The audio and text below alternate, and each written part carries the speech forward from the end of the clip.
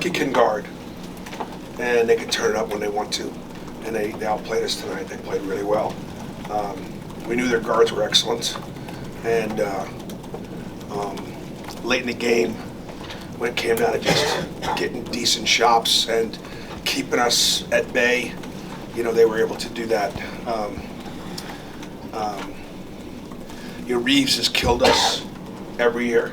I think I talked about it the other day. He's just killed us. Big guard, able to make shots, and we held them to 70. They averaged 90, and so we played hard and made some plays defensively. But their ball pressure disrupted us. Our point guards didn't have an assist. And maybe just had one basket. And so their ball pressure from their guards really wouldn't allow us to get the ball in places on the floor that we kind of needed to be able to execute our offense or get the ball inside of Jaylen Williams or get the ball inside of Janai more.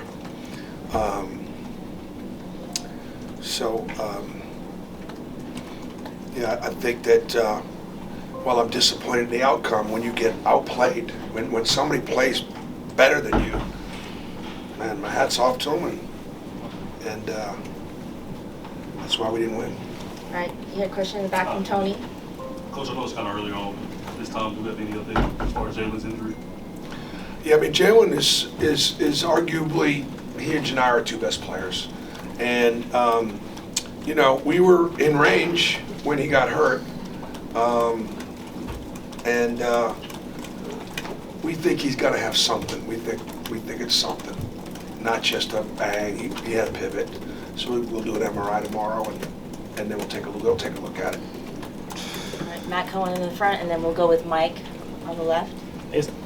You mentioned some of just the guard defending. Obviously, you guys got in a lot of foul trouble, kind of with Dallas and KD. How did you handle the rotation at that point? We got kind of limited. Yeah, the rotation was all disrupted.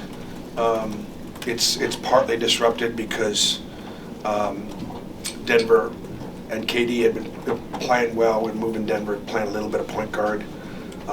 We got in some foul trouble. We weren't playing great at the position, and so there was some disruption there. All right, Mike. Coach, only 11 minutes from Trey Nolson tonight. You praised your point guards, but you had some different rotations out there. Yeah. Can you update us on Trey? Well, I mean, he had 4 fouls, so he picked up his 4th foul early in the second half. Kyle. Bruce, how different did the Kentucky defense you saw today look than the film of Gonzaga, say? Well, I thought they were more physical. I do. There were a couple of plays that I'm going to send into the league. They were real physical.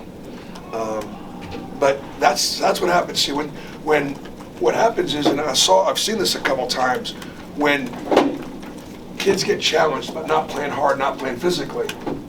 Well, then they go out there and they play hard, they play physically. And so, All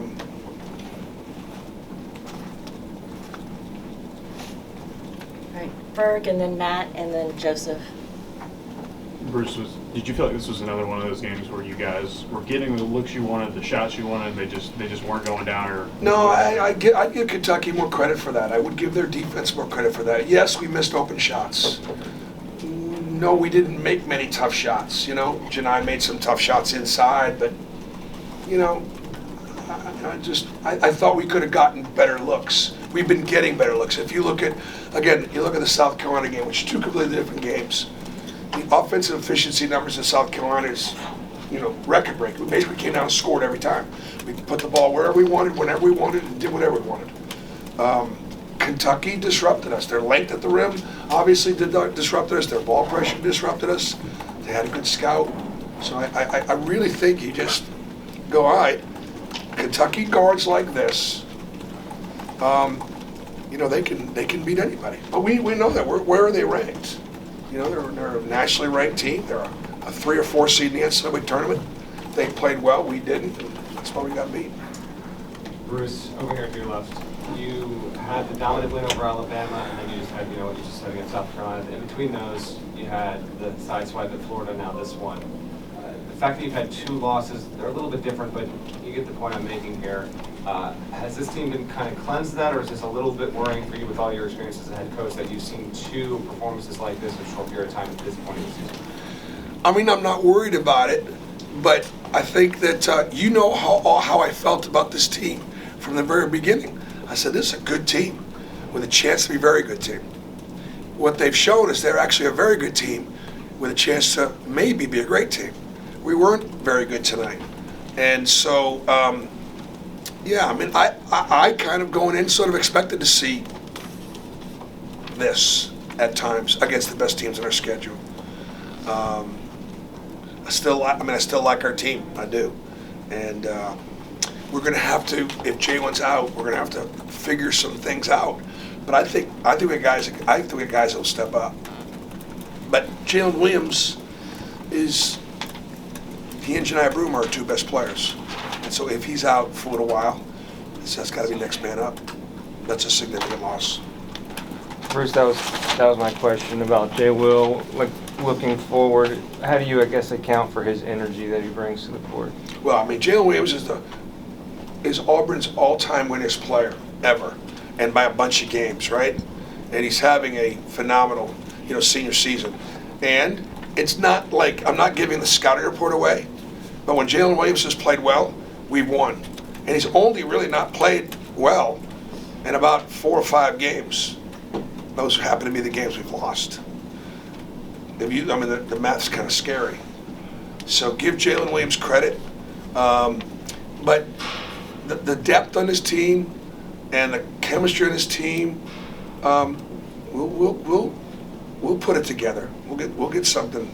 We'll be ready for the next one. And just to clarify, you said send something to the league. Do you feel that Jay No, Will there are a couple of plays. There are definitely going to be a couple of plays that because, boy, I tell you, it happens in the heat of the battle. So, you got to play hard. And then, Coach, just kind of turning the page now, looking ahead to after this week with Georgia. Just kind of, how do you prepare your guys for this? Well, listen, we play Georgia next Saturday. We get a bye this week, and we need a bye. Our kids, listen, our guys they've been grinding. I'm telling you, I'm so proud of them for, for the position that they're in right now. I really am. So we'll take a couple days off this week. We will, and they need it. They've earned it, and we'll see if we can, regroup a little bit. We need to get better guard play. I mean, it's clear we need to get better guard play, and we'll see if those guys we can all figure it out.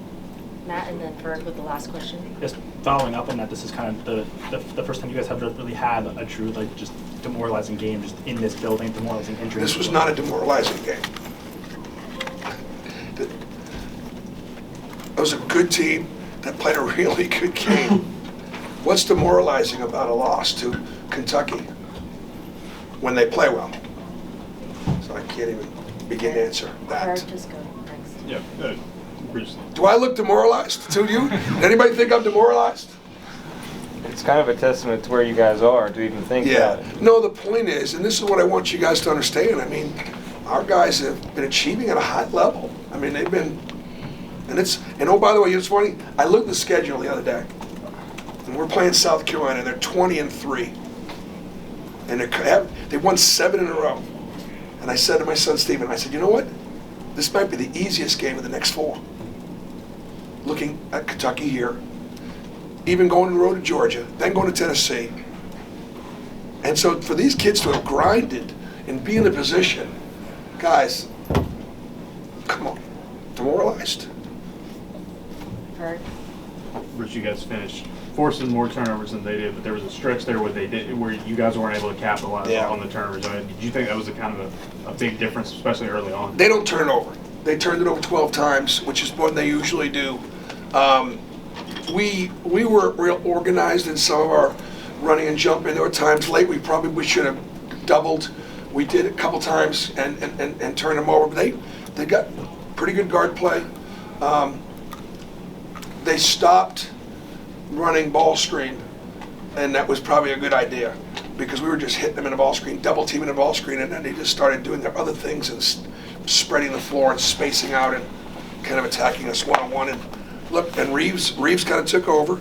Thiero really stepped up in a big way and outplayed us at his position. If you told me we're going to hold Kentucky to only 4 3-pointers, I said we'll beat them. So give Kentucky credit for finding other ways to win. You know, they had an injury there to one of their kids, and they did a really good job of finding a way to win in another way. Thanks, Coach. Okay, thanks.